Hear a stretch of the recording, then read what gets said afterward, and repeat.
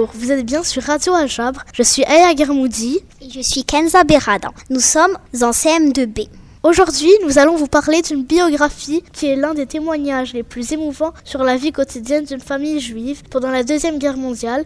Il s'agit du journal d'Anne Frank. Anne Frank est née le 12 juin 1929 à Francfort, en Allemagne. Fuyant l'Allemagne et le nazisme, sa famille, qui était juive, immigre aux Pays-Bas en 1933. Les Pays-Bas étaient une terre d'asile durant la Première Guerre mondiale. Ils se croyaient en sécurité. À Amsterdam, elle connaît une enfance heureuse jusqu'en 1942, malgré la guerre.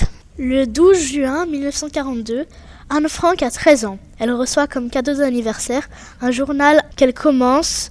Le début, elle décrit ses camarades de classe, sa fête d'anniversaire et ses étranges sensations d'écrire un journal à qui elle va se confier, à l'amie qu'elle n'a pas eue et qu'elle appellera Kitty. Je vais pouvoir, j'espère, te confier toutes sortes de choses, comme je n'ai encore pu le faire à personne. Et j'espère que tu me seras d'un grand soutien. 12 juin 1942. Elle décide alors de raconter sa vie et celle de sa famille, son exil d'Allemagne pour échapper à Hitler. Elle raconte également les persécutions des Juifs pendant la Deuxième Guerre mondiale. Au début, elle menait une vie normale et racontait son quotidien de jeune écolière.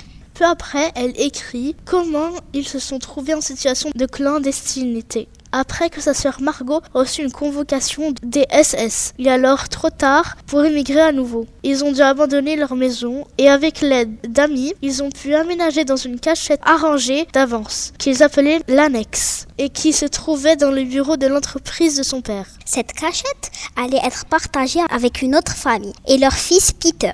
Elle raconte comment les amis de son père ont été d'une aide précieuse en faisant preuve de solidarité pour les sauver et les maintenir en contact avec le monde extérieur. Elle raconte la difficulté de cohabitation entre les deux familles, même si des liens de solidarité et d'amitié les rapprochent et deviennent indispensables à leur survie. Pour vivre dans la clandestinité, au-dessus de l'entreprise de son père, il y a quelques règles. Il ne faut pas faire de bruit lorsque les employés sont là. Ils peuvent se détendre uniquement pendant la pause déjeuner, les ouvriers, et le soir après 17h30. Il ne faut pas non plus regarder par la fenêtre, ne pas marcher avec ses chaussures, ne pas faire couler l'eau des robinets, parler fort, tirer la chasse d'eau. Elle écrit tous les détails de la vie quotidienne, à l'intérieur et à l'extérieur. Elle nous montre ses moments de panique pendant les terribles bombardements ou sa colère de vivre enfermée et sous la menace d'être découvert. Étrangement, lucide et très précoce pour son âge, Anne comprend tout ce qui se passe et ressent la détresse de ses parents qui se retrouvent impuissants devant la barbarie nazie et devant leur incapacité de protéger leurs enfants. Le journal s'achève le 1er août 1944. 3 jours plus tard, ils sont arrêtés sur dénonciation. Déportée dans les camps de concentration, Anne meurt du typhus en mars 1945. Elle a 15 ans. Seul son père survit à la déportation. Le grand rêve d'Anne était de devenir écrivain. Je ne deviendrai jamais une journaliste et un écrivain, je l'espère tant, car en écrivant, je peux tout consigner, mes pensées, mes idéaux et les fruits de mon imagination, écrit-elle le 5 avril 1944.